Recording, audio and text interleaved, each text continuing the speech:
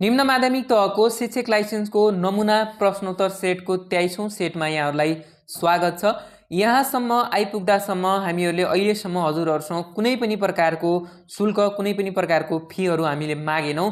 तर आज चाहिँ यहाँहरूसँग केही कुरा हामी माग्दैछौँ। त्यो हो, हामीले एउटा नयाँ च्यानल क्रिएट गरेका छौँ र उक्त च्यानलमा विभिन्न किसिमका नयाँ अपडेट तथा अब आउने शिक्षक सेवा तयारीका क्लासहरू सञ्चालन गर्नेछौँ। उक्त च्यानलको लिङ्क चाहिँ डिस्क्रिप्सन बक्समा र साथै कमेन्ट बक्समा पनि यहाँहरूले पाउनुहुनेछ। जस्तै हजुरहरू यो भिडियोमा कमेन्ट गर्नको लागि जानुहुन्छ, त्यसको टपमा चाहिँ उक्त च्यानलको लिङ्क रहेको छ। यहाँहरूले सब्सक्राइब पक्कै पनि गरिदिनु होला। हेरौँ कतिजना व्यक्तिहरूले निस्वार्थ भावले सब्सक्राइब गर्नुहुन्छ। यो भिडियोमा साँझसम्म कम्तीमा पनि 7000 8000 व्यक्तिहरूले हेर्नुहुन्छ। तीमध्ये कतिजनाले चाहिँ हामीलाई निस्वार्थ भावमा सब्सक्राइब गर्नुहुनेछ? पक्कै पनि आशा छ सबै मिलेर सब्सक्राइब गर्नुहुनेछ। बाँकी हामी प्रश्नतर्फै अगाडि बढौँ। 23औं सेट अन्तर्गतको पहिलो प्रश्न, र हामीले चाहिँ प्रश्न र उत्तर मात्रै राखेका छौँ है। प्र्याक्टिस गर्नको लागि चाहिँ हामीले अप्सन राखेका छैनौँ। यसको लागि चाहिँ हामी क्षमा प्रार्थी छौँ, किनकि केही छोटो समयमा हामी धेरै कुराहरू कभर गर्न सक्छौँ कि भन्ने उद्देश्यले चाहिँ यसरी प्रश्न र उत्तर मात्रै राखेका छौँ। पहिलो प्रश्न हेरौँ हामी। विषयगत शिक्षकहरूले ससाना समूह बनाई कुनै खास समस्यामा छलफल गराउने विधि के हो अथवा विधिलाई के भनिन्छ? जसको सही उत्तर रहेको छ गुन्ज छलफल है, जसलाई चाहिँ गुन्ज छलफल भनिन्छ। त्यस्तै दोस्रो प्रश्नतर्फ लागौँ। कुनै पनि कार्यालयमा प्राप्त भएका चिठी, निवेदन तथा अन्य काम कारबाहीका लागि पेश गरिएका कागजातहरूलाई व्यवस्थित रूपले प्रारम्भिक अभिलेख राख्ने कार्यलाई के भनिन्छ? जसको सही उत्तर रहेको छ दर्ता। र कुनै लामो प्रश्नहरू यदि यहाँहरूलाई लाग्छ भने, हामीले एकचोटि मात्रै पढ्दा यहाँहरूलाई उ लाग्छ भने केही बेर भिडियोलाई पज गरेर आफैले प्रश्न पढेर पनि बुझ्ने कोसिस पक्कै गर्नुहोला। तेस्रो प्रश्नतर्फ जाउँ हामी। राष्ट्रिय शिक्षा नीति 2076 अनुसार प्रारम्भिकदेखि नै विज्ञान, प्रविधि, इन्जिनियरिङ तथा गणितसँग सम्बन्धित विषयहरूमा बालबालिकाहरूको रुचि, सहभागिता, संलग्नता र क्षमता विकास गर्न कक्षा स्तर हेरी पाठ्यक्रममा यसको मात्रालाई कति प्रतिशतसम्म पुर्याइनेछ? जसको सही उत्तर 50%। पुनः प्रश्न मैले दोहोऱ्याएँ। राष्ट्रिय शिक्षा नीति 2076 अनुसार प्रारम्भिक तहदेखि नै विज्ञान, प्रविधि, इन्जिनियरिङ तथा गणित सम्बन्धी विषयहरूमा बालबालिकाहरूको जुन रुचि, सक्षमता, संलग्नता र क्षमता विकास गर्न कक्षा स्तर हेरी पाठ्यक्रममा यसको मात्रालाई कति प्रतिशतसम्म पुर्याउने लक्ष्य राखिएको छ, अर्थात् कति प्रतिशतसम्म पुर्याइनेछ भनेर भनिएको छ। जसको सही उत्तर चाहिँ 50% रहेको छ। त्यस्तै चौथो प्रश्नमा जाउँ हामी। शिक्षा नियमावली 2059 अनुसार विद्यालयले कसले स्वीकृत गरेको पाठ्यपुस्तक लागू गर्नुपर्दछ है? शिक्षा नियमावली 2059 अनुसार विद्यालयले कसले स्वीकृत गरेको पाठ्यक्रम चाहिँ लागू गर्नुपर्दछ? नेपाल सरकारले है। यहाँहरूलाई कहिलेकाहीँ कसले निर्माण गरेको पाठ्यक्रम लागू गर्नुपर्नेछ भनेर पनि सोध्न सक्छ। जो चाहिँ पाठ्यक्रम विकास केन्द्रले चाहिँ पाठ्यक्रम निर्माण गर्छ भने स्वीकृत चाहिँ नेपाल सरकारले गर्ने गर्दछ। त्यस्तै पाँचौं प्रश्न हेरौँ हामी। राष्ट्रिय परीक्षा बोर्डको अध्यक्षका लागि आवश्यक योग्यता कुन हो है? राष्ट्रिय परीक्षा बोर्डको लागि आवश्यक योग्यता कुन हो? हामीले चाहिँ यहाँ आवश्यक पर्ने योग्यता चाहिँ राखेका छौँ। यहाँहरूलाई चाहिँ यो मध्ये चाहिँ एउटा अप्सन राखेर प्रश्न सोध्न सक्छ है, सही अप्सन राखेर। जसको सही उत्तर रहेको छ है राष्ट्रिय परीक्षा बोर्डको अध्यक्षका लागि चाहिँ सर्वप्रथम त मान्यता प्राप्त विश्वविद्यालयबाट कम्तीमा स्नातकोत्तर उपाधि प्राप्त गरेको हुनु पर्यो, अर्थात् डिग्री गरेको हुनु पर्यो। त्यसै शिक्षा तथा परीक्षा सम्बन्धी क्षेत्रमा कम्तीमा 12 वर्षको अनुभव प्राप्त गरेको हुनु पर्यो। र यो दुईवटा चाहिँ योग्यता छ भने चाहिँ जसलाई नियुक्त गर्ने काम चाहिँ कसले गर्छ भन्दा नेपाल सरकारले नियुक्त गर्ने काम गर्दछ। कहिलेकाहीँ यहाँलाई सोध्न सक्छ राष्ट्रिय परीक्षा बोर्डको अध्यक्ष कसले नियुक्त गर्छ भनेर पनि सोध्न सक्छ, जो चाहिँ नेपाल सरकारले नियुक्ति गर्ने गर्दछ। त्यस्तै छैटौं प्रश्न हेरौँ हामी। बहुभाषिक नीति अवलम्बन गर्ने भन्ने विषय कुन नीतिमा पर्दछ है? बहुभाषिक नीति अवलम्बन गर्ने भन्ने विषय कुन नीतिमा पर्छ? यो नेपालको संविधानबाट रहेको छ। जसको सही उत्तर रहेको छ सामाजिक र सांस्कृतिक रूपान्तरण सम्बन्धी नीति अन्तर्गत पर्दछ। त्यस्तै सातौं प्रश्न। बालमैत्री विद्यालय राष्ट्रिय प्रारूप 2067 अनुसार सबैभन्दा बढी सूचक भएको पक्ष कुन हो? जसको सही उत्तर चाहिँ विद्यालयको भौतिक अवस्था रहेको छ है, सबभन्दा बढी सूचक भएको जुन पक्ष चाहिँ। त्यस्तै आठौं प्रश्न हेरौँ। दुर्गम क्षेत्रमा अथवा दुर्गम क्षेत्रका विद्यालयमा पठन पाठन गर्न कुन कुन विषयका लागि अस्थायी अध्यापन अनुमति दिन सक्ने व्यवस्था शिक्षक सेवा आयोग नियमावली 2057 ले गरेको छ? जसको सही उत्तर चाहिँ अङ्ग्रेजी गणित र विज्ञान है दुर्गम क्षेत्रका विद्यालयमा पठन पाठन गर्नको लागि चाहिँ अस्थायी अध्यापन है स्थायी होइन अस्थायी अध्यापन अनुमति पत्र दिन सक्ने व्यवस्था चाहिँ यो शिक्षक सेवा आयोग नियमावली 2057ले गरेको छ जुन चाहिँ अङ्ग्रेजी गणित र विज्ञान विषयको लागि। त्यस्तै 9औं प्रश्न हेरौँ। एउटा असल शिक्षकले विद्यार्थीहरूको प्रकृति थाहा पाउनु पर्दछ यो भनाइ कसको हो? एउटा असल शिक्षकले विद्यार्थीहरूको प्रकृति थाहा पाउनु पर्दछ यो भनाइ कसको हो? जसको सही उत्तर रहेको छ प्लेटो है। त्यस्तै 10औं प्रश्नमा जाउँ हामी। शिक्षक सक्षमताको प्रारूप 2072 अनुसार शिक्षकको पहिलो सक्षमता कुन हो? विषयवस्तुको ज्ञान है। शिक्षकको पहिलो सक्षमता चाहिँ विषयवस्तुको ज्ञान रहेको छ। त्यस्तै 11औं प्रश्न राष्ट्रिय पाठ्यक्रम प्रारूप 2076 अनुसार विद्यालय शिक्षाको सबै कक्षाको लागि एक शैक्षिक वर्षमा कम्तीमा कति दिन पठन पाठन हुनुपर्ने व्यवस्था गरिएको छ? 205 दिन है। यो राष्ट्रिय पाठ्यक्रम प्रारूप अनुसार हो है। यो यहाँहरूलाई विभिन्न किसिममा सोध्न सक्छ। राष्ट्रिय पाठ्यक्रम प्रारूप त्यस्तै विद्यालय संरचना अनुसार अन्य कुराहरूको बारेमा पनि यहाँ सोध्न सक्छ। त्यस्तै शिक्षा नियमावली अनुसार पनि सोध्न सक्छ। त्यसकारण राष्ट्रिय पाठ्यक्रम प्रारूप 2076 अनुसार चाहिँ 205 दिन चाहिँ विद्यालयमा पठन पाठन हुनुपर्ने व्यवस्था गरिएको छ। त्यस्तै 12औं प्रश्न हेरौँ। माध्यमिक शिक्षा जसमा कक्षा 11 र 12 का सक्षमताहरू कतिवटा रहेका छन्? 10 वटा है। माध्यमिक शिक्षामा कक्षा 11 12 का सक्षमताहरू 10 वटा रहेका छन्। त्यस्तै 13औं प्रश्नमा जाउँ हामी। पाठ्यक्रमलाई प्रथम पटक उद्देश्यको रूपमा व्याख्या गर्ने विद्वान को हुन्? पाठ्यक्रमलाई प्रथम पटक उद्देश्यको रूपमा व्याख्या गर्ने विद्वान चाहिँ राल्फ डब्ल्यू टाइलर हुन्। त्यस्तै 14औं प्रश्न शिक्षणमा व्यावसायिकताले मुख्यतया केलाई जनाउँछ है? शिक्षणमा व्यावसायिकता भन्नाले अर्थात् व्यावसायिकताले मुख्यतया केलाई जनाउँछ? जसको सही उत्तर चाहिँ शिक्षण कौशल विकास गर्नु है।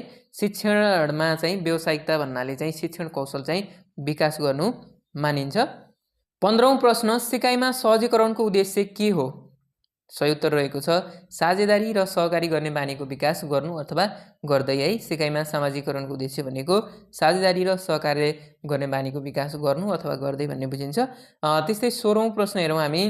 समावेशी शिक्षाको अवधारणा के हो है? समावेशी शिक्षाको अवधारणा भनेको सबै बच्चाहरूले सिक्न सक्छन् भन्नु है। समावेशी भनेको सबै बच्चाको लागि समान रूपले दिने शिक्षालाई के हो त समावेशी शिक्षा भनिन्छ, जसको अवधारणा चाहिँ सबै बच्चाहरूले सिक्न सक्छन् है भन्ने एउटा अवधारणा चाहिँ समावेशी शिक्षाको रहेको छ। त्यसै 17औं प्रश्न पाठ्यक्रम निर्माणमा महत्त्वपूर्ण भूमिका कसले खेल्छ है? पाठ्यक्रम निर्माणमा महत्त्वपूर्ण भूमिका कसले खेल्छ? स्वयं पाठ्यक्रम विकास केन्द्रले महत्त्वपूर्ण भूमिका खेल्दछ। त्यस्तै 18औं प्रश्न कुन सिकाइ सिद्धान्तले सिकाइमा आफ्नो व्यक्तिगत अनुभव साझा गर्न सिकारुलाई प्रोत्साहित गर्दछ? कुन सिकाइ सिद्धान्तले सिकाइमा आफ्नो व्यक्तिगत अनुभव साझा गर्न सिकाइलाई अथवा सिकारुलाई प्रोत्साहित गर्दछ? अन्तर्दृष्टि सिकाइ सिद्धान्त है। सिकाउने भएछ यहाँ अन्तर्दृष्टि सिकाइ सिद्धान्त जुन कोलरको जसले चाहिँ सिकारुलाई प्रोत्साहित गर्दछ अनुभव साझा गर्न। त्यस्तै 19औं प्रश्न अनिवार्य तथा निःशुल्क शिक्षा ऐन 2074 अनुसार प्रधानाध्यापकले बालबालिकाको भर्ना नलिएमा अथवा भर्ना इन्कार गरेमा चाहिँ कस्तो कारबाही हुने व्यवस्था रहेको छ? 5000 रुपियाँ जरिवाना हुने व्यवस्था रहेको छ। यहाँभन्दा पहिला चाहिँ यो प्रश्न आएको थियो, त्यसमा चाहिँ अलिकति मिस्टेक भएको थियो है, जसमा चाहिँ हामीले 25,000 भन्ने चाहिँ त्यहाँ पर्न गएको थियो। त्यसलाई हामीले सच्याएका पनि थियौँ कमेन्टमा कुन चाहिँ सेटमा एउटा परेको छ।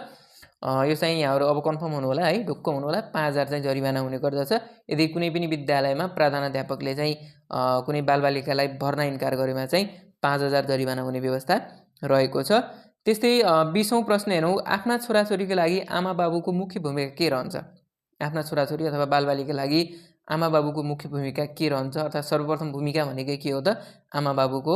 र आमा बाबुको मुख्य भूमिका भनेको सामाजिकीकरणको लागि सांस्कृतिक मूल्यहरू सिकाउनु। यो चाहिँ छोराछोरीको लागि आमा बाबुको मुख्य भूमिका रहेको हुन्छ। त्यस्तै अर्को 21औं प्रश्न हेरौँ हामी। शैक्षिक उद्देश्य अन्तर्गत मनोक्रियात्मक क्षेत्रको विकास कसले गरेका हुन्? जसको सही उत्तर जेई सिम्सन र अनिता ह्यारोले चाहिँ यो शैक्षिक उद्देश्य अन्तर्गत मनोक्रियात्मक क्षेत्रको विकास गरेका हुन् र उक्त मनोक्रियात्मक क्षेत्रको विकास चाहिँ सन् 1972 मा गरेका हुन्, जो जेई सिम्सन र अनिता ह्यारोले। त्यस्तै 22औं प्रश्न हेरौँ। विकेन्द्रीकृत शैक्षिक व्यवस्थापनको आरम्भ शिक्षा ऐन 2028 को कुन संशोधनले गरेको हो? जसको सही उत्तर रहेको छ 7औं संशोधन। र हामीले यहाँहरूलाई बारम्बार भन्ने गर्दछौँ शिक्षा ऐन 2028 को 7औं र 8औं संशोधन चाहिँ अलि महत्त्वपूर्ण रहेको छ। यसमा चाहिँ यहाँहरूले गहन अध्ययन गर्नुहोला भनेर पक्कै पनि यहाँहरूले गर्नुभएको छ होला। त्यस्तै 23औं प्रश्न दमनात्मक सामाजिकरणका विशेषताहरू के हुन्? दमनात्मक सामाजिकरणका विशेषताहरू के हुन्? तीनवटै विशेषता मैले यहाँ लिएर आएको छु। आज्ञाकारिता, दण्डमुखी र आदेशमुखी है। यो चाहिँ दमनात्मक सामाजिकरणका विशेषता हुन्। दमन भन्ने बित्तिकै यहाँहरूले पक्कै पनि बुझ्नु होला। आज्ञाकारिता कसैको आज्ञा चाहिँ मान्नुपर्ने है, जस्ता तस्तै मान्नै पर्ने हुन्छ। त्यसै दण्ड पनि हुन्छ। आदेशमुखी भनेको यो तीनवटा कुरा के पर्छ भन्दा एउटा दमनमुखी सामाजिकरणमा चाहिँ पर्दछ। त्यस्तै 24औं प्रश्न हेरौँ।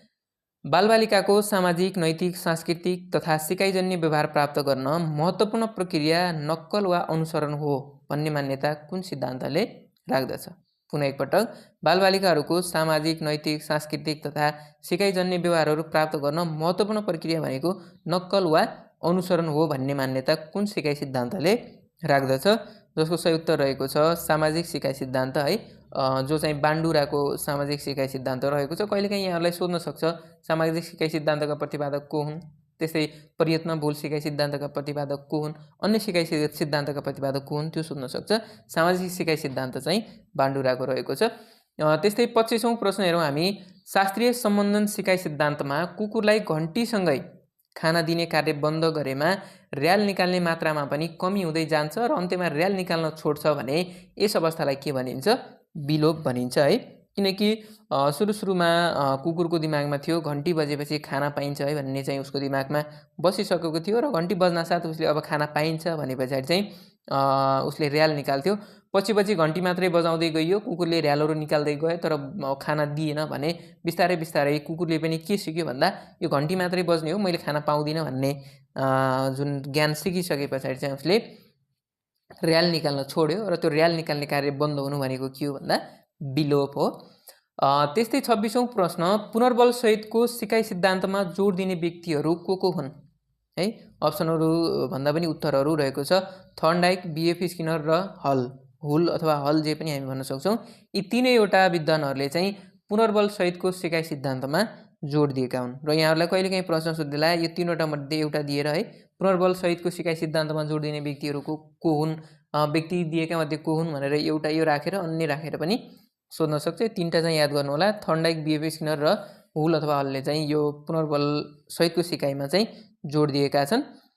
त्यस्तै 27औं प्रश्न हेरौँ। आइक्यू परेको छ। एउटा जुत्ता 960 मा बेच्दा जति प्रतिशत नाफा हुन्छ रु 640 मा बेच्दा त्यति नै प्रतिशत नोक्सान हुन्छ भने उक्त जुत्ताको क्रय मूल्य कति होला है?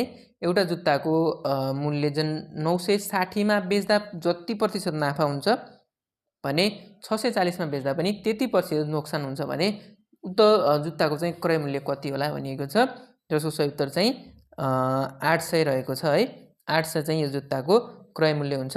किनकि 800 को यहाँहरूले 20% भनेको नाफा गर्नुभयो भने 960 हुन्छ भने 800 को 20% घाटा गर्नुभयो भने 640 हुन्छ। किनकि 800 को 20% भनेको 160 हुन्छ भने 160 जोड्नुस् 960 भयो, 160 घटाउनुस् 640 भयो। त्यस कारणले 800 मा जुन किनिएको सामानलाई 960 मा बेच्दा जति प्रतिशत नाफा हुन्छ अर्थात् 20% नाफा हुन्छ भने 640 मा बेच्दा पनि 20% घाटा हुन्छ। त्यस्तै 28औं प्रश्न हेरौँ। कम्प्युटरमा अल्ट प्लस F4 केलाई जनाउँछ है? कम्प्युटरमा अल्ट प्लस F4 केलाई जनाउँछ अर्थात् के को लागि युज हुन्छ अल्ट प्लस F4? यो चाहिँ सर्टकट की हो? जसको सही उत्तर चाहिँ क्विट प्रोग्राम रहेको छ है। कुनै पनि प्रोग्रामलाई तत्काल क्विट गर्नु पर्यो भने चाहिँ अल्ट प्लस F4 युज गरिन्छ। त्यस्तै 29औं प्रश्न हेरौँ। गुणस्तर सुनिश्चित गर्न विद्यालयमा प्रमुख भूमिका कसको रहन्छ? शिक्षकको पक्कै पनि है। विद्यालयमा सबैभन्दा बढी जिम्मेवारी भनेको कसको हुन्छ? विद्यार्थीको लागि शिक्षकको हुन्छ। त्यस्तै गुणस्तर सुनिश्चितको लागि पनि शिक्षककै भूमिका बढी रहन्छ। 30औं प्रश्न हेरौँ। 20 कतिको 1/3 हो? 20 कतिको 1/3 हो भनिएको छ अर्थात् कतिको 3 भाग को 1 भाग हो भन्न खोजेको है। 20 भनेको कतिको 1 भागको 3 भाग हो अथवा 3 भागको 1 भाग जति भने पनि 20 भनेको कतिको 3 भाग हो। 3 भाग जहिले पनि के हुन्छ? भाग भनेको बराबर हुन्छ हो। 20 भनेको 60 को 1/3 हो हैन। 60 को 3 भाग भनेको 20 हो। एउटा 20, दुईटा 20, तीनटा 20 गऱ्यो भने 60 हुन्छ। त्यसकारण 60 को 1/3 भनेको चाहिँ 20 हुन आउँछ। त्यस्तै 31औं प्रश्न हेरौँ। विद्यार्थीको सर्वाङ्गीण पक्षको लेखाजोखा गर्न मूल्याङ्कनको कुन साधन बढी उपयोगी हुन्छ? अवलोकन है विद्यार्थीको सर्वाङ्गीण पक्षको लेखाजोखा गर्नको लागि चाहिँ अवलोकन सबैभन्दा बेस्ट उपयोगी मानिन्छ। त्यस्तै 32औं प्रश्न हेरौँ कम्प्युटरबाट रहेको छ, सूचना तथा प्रविधि पनि भन्न सक्छौँ हामी, जसलाई डेटा प्रोसेसिङ पछिको नतिजालाई के भनिन्छ? इन्फर्मेसन है। डेटा प्रोसेसिङ पछिको नतिजालाई के भनिन्छ? इन्फर्मेसन भनिन्छ। त्यस्तै 33औं प्रश्न हेरौँ हामी, सिकाइको क्रममा किटान गर्न नसकिने सामग्री कुन हो? सन्दर्भ सामग्री है। सिकाइको क्रममा चाहिँ किटान गर्न नसकिने सामग्री चाहिँ सन्दर्भ सामग्री हो। त्यस्तै 34औं प्रश्न हेरौँ, साइबर अपराध भनेको के हो? अर्थात् साइबर अपराध भन्नाले के बुझिन्छ? अप्सनहरूलाई दिएर यहाँलाई प्रश्न सोध्छ, दिएका मध्ये साइबर अपराधको परिभाषा कुन उपयुक्त छ? यसरी सोध्न सक्छ। साइबर अपराध भनेको चाहिँ कम्प्युटर एवं नेटवर्किङको प्रयोग गरेर हुने जुनसुकै अपराध, जसलाई हामी साइबर अपराध भन्दछौँ। त्यस्तै 35औं प्रश्न, वार्षिक कार्यतालिका कसले बनाउँछ? प्रधानाध्यापकले है। वार्षिक कार्यतालिका बनाउने काम चाहिँ प्रधानाध्यापकको रहेको छ। त्यस्तै 36औं प्रश्न, नेपालको संविधान बमोजिम राष्ट्रपति र उपराष्ट्रपति दुवैको पद रिक्त भएको अवस्थामा नेपालको संविधान बमोजिम राष्ट्रपतिले गर्ने काम कसले गर्ने व्यवस्था रहेको छ? यो चाहिँ नेपालको संविधानको अलिक पछाडिबाट मैले प्रश्न हालेको छु है। यहाँहरूलाई भन्न त सिलेबस अनुसार चाहिँ नेपालको संविधानबाट पढ्नुपर्ने कुराहरू भाग 1 देखि लिएर भाग 3 सम्म मौलिक हकहरू, त्यस्तै भाग 4 राज्यका नीति सिद्धान्तहरू र अनुसूचीहरू मात्रै पढ्नुपर्छ भनेर सिलेबसमा राखेको छ। तर सिलेबस अनुसार क्वेसन हाल्यो भने त ठिक हो, तर पनि नहाल्न सक्छ, किनकि हामीलाई पहिला भएको जुन शिक्षक सेवा आयोग थियो जसमा धेरै व्यक्तिहरूले शिक्षकमा जुन सिलेबस अनुसार पढ्नुभयो, तर प्रश्नहरू पनि चाहिँ धेरै पछाडिबाट पनि संविधानको हालेको पाइयो। त्यसकारणले चाहिँ यी कुराहरू यहाँले याद गर्नुहोला।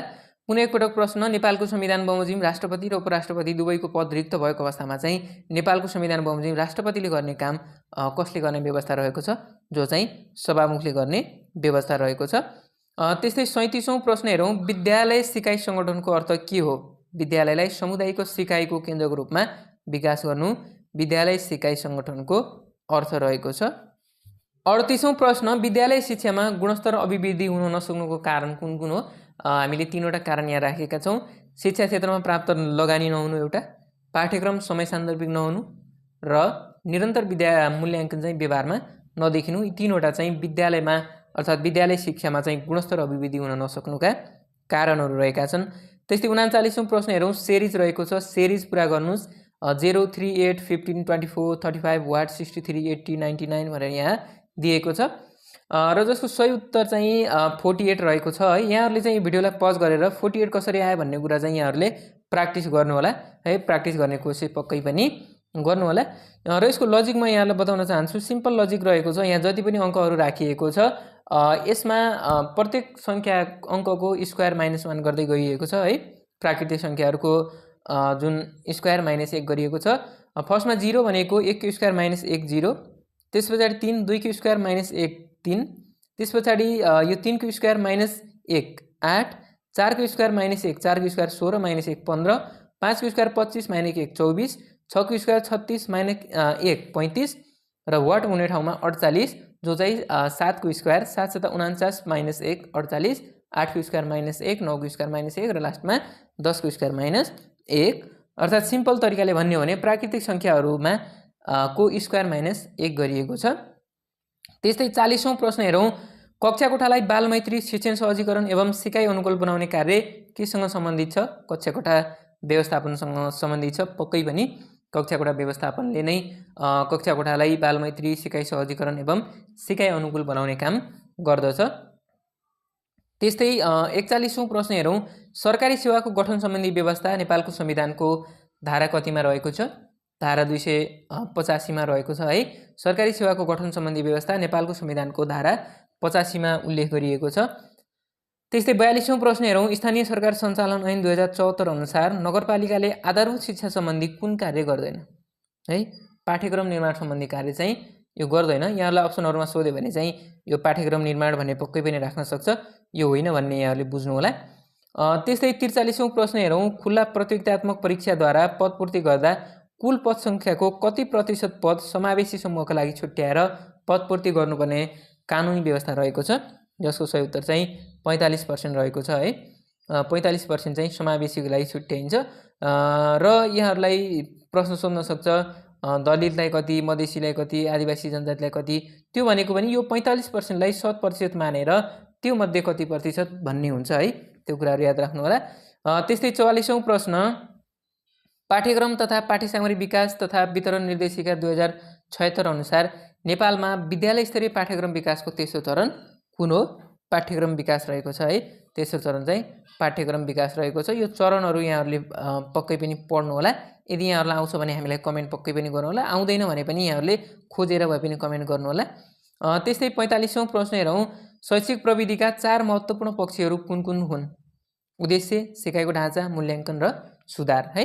शैक्षिक प्रविधिका चाहिँ 4 महत्त्वपूर्ण पक्ष भनेको उद्देश्य, सिकाइको ढाँचा, मूल्याङ्कन र सुधार रहेको छ। त्यस्तै अर्को हेरौँ हामी 46औं प्रश्न हेरौँ, निरन्तर मूल्याङ्कन प्रणालीलाई गुणस्तर वृद्धि गर्ने उद्देश्य अन्तर्गतको कार्यक्रमका रूपमा कुन परियोजनाले राखेको थियो? सही उत्तर रहेको छ आधारभूत तथा प्राथमिक शिक्षा कार्यक्रम दोस्रोले चाहिँ निरन्तर मूल्याङ्कन प्रणालीलाई गुणस्तर वृद्धि गर्ने उद्देश्य अन्तर्गतको कार्यक्रमका रूपमा चाहिँ राखेको थियो। त्यस्तै 47औं प्रश्न हेरौँ हामी, व्यवहारिक अनुसन्धानको उद्देश्य के हो? व्यवहारिक अनुसन्धानको उद्देश्य के हो? कार्यक्रमको उत्पादन अथवा प्रक्रियामा सुधार गर्नु है। कार्यक्रमको उत्पादन अथवा प्रक्रियामा सुधार गर्नु चाहिँ यो व्यवहारिक अनुसन्धानको उद्देश्य हो। त्यस्तै विद्यालय शिक्षामा है 48औं प्रश्न, विद्यालय शिक्षामा सूचना तथा सञ्चार प्रविधिको प्रयोगलाई प्रवेश गराउने सन्दर्भमा आधारभूत तहको पाठ्यक्रम 2069 ले कति कक्षादेखि ऐच्छिक विषयको रूपमा कम्प्युटर विषयको पठन पाठन गर्न सकिने व्यवस्था गरेको थियो? कक्षा 6 देखि है। यहाँहरूले हेर्दै आउनुभएको होला, कक्षा 6 देखि चाहिँ कम्प्युटरहरू पढाइ भइरहेको अवस्था छ। 49औं प्रश्न हेरौँ, आइक्यू रहेको छ, एउटा टोकरीमा 28% आँप छ भने उक्त टोकरीमा आँप र स्याउको अनुपात कति छ होला है। यो प्रश्न चाहिँ यहाँहरूले आफ्नो कपीमा टिपोट गरेर पक्कै पनि गर्नु होला। यसको लागि चाहिँ एकदम सजिलो प्रश्न रहेको छ है। यो चाहिँ सजिलो तरिकाले यहाँहरूले गर्न सक्नुहुनेछ। अब हेरौँ त, यहाँ एउटा टोकरीमा 28% आँप छ हैन। 28% चाहिँ एउटा टोकरीमा 28% आँप रहेको छ भने उक्त टोकरीमा आँप र स्याउको अनुपात कति होला? अब पक्कै पनि यहाँहरूले बुझ्नु होला, 28% आँप भइसके पछाडि स्याउ जहिले पनि कति हुन्छ त? 72% स्याउ भयो। किनकि जहिले पनि पर्सेन्ट भनेको 100 मा हुन्छ। बुझ्नु होला है, जहिले पनि पर्सेन्ट भनेको केमा हुन्छ? 100 मा हुन्छ। एउटा टोकरीमा 28% आँप छ, यो 28% आँप हो भने बाँकी बच्यो 72%। त्यो 72% को भनेको के हो? स्याउ हो। अब यो स्याउ हो भने यसलाई हामी 28% चाहिँ आँप रहेछ भने 72% चाहिँ त्यसमा के रहेछ त? स्याउ रहेछ भने 28% आँप र 72% स्याउ रहेछ भने अब हामीले त्यसमा है, अब हामीले यसमा के गर्नु पर्यो भन्दा यिनीहरूको अनुपात निकाल्नु पर्यो है त। यिनीहरूको अनुपात हामीले के गर्नु पर्यो? निकाल्नु पर्यो। अब अनुपात निकाल्दा के गर्नुस् भन्दा 28% जुन रहेको छ, 28% चाहिँ आँप छ भने 72% चाहिँ के छ? यसमा स्याउ छ भने अब यिनीहरूलाई काट्नुस् कुनै एउटा सङ्ख्याले। जस्तै 4 ले काट्नुस् त 4 7 जा 28 हो, 4 7 जा 28 र 18 4 जा कति? 72। 18 into 4 72, 7 into 4 कति? 28 भने नयाँ जुन अनुपात के बन्यो?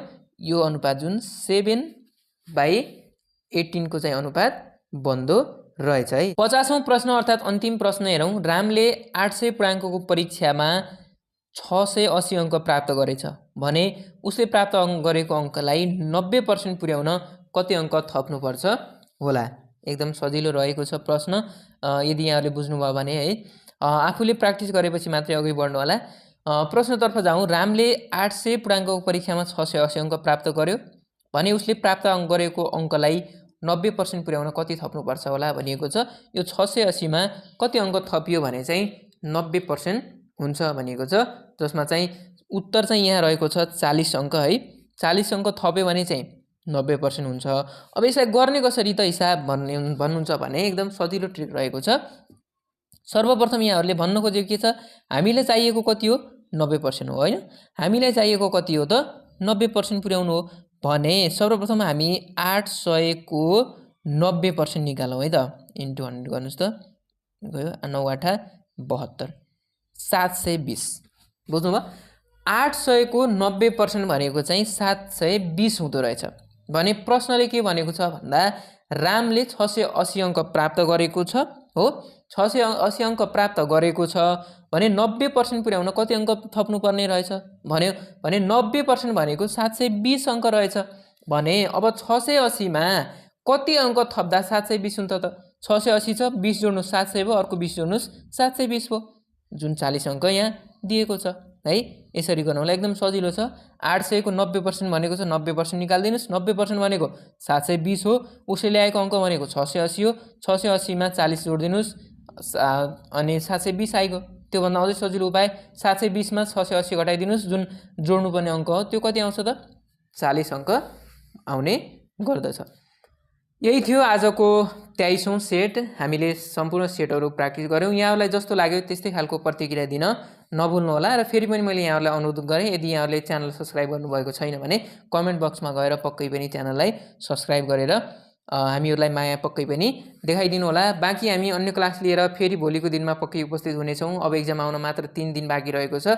त्यसकारण यहाँहरूले धेरैभन्दा धेरै प्रश्न एन्सरहरूलाई चाहिँ प्र्याक्टिस पक्कै पनि गर्नुहोला। बेस्ट अफ लक आजैदेखि यहाँहरूको लागि। बाँकी अन्य भिडियोमा भेट्नेछौँ। तबसम्मको लागि बिदा दिनुहोस्। हवस् त।